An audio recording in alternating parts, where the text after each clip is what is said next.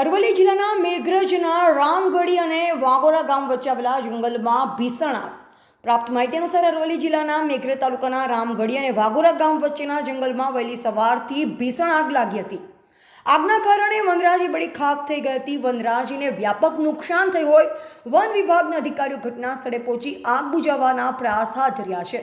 ત્યારે વન વિભાગની કામગીરીને બિરદાવી કે આગના કારણે જંગલ થયેલી નુકસાનીના કારણે બેદરકારીને ઉજાગર કરવી તેવું જાગૃત નાગરિકોમાં ચર્ચાઈ રહ્યું છે. અહેવાલ Dayabhai Amrutbhai Damor, DT news live 24 Meghraj.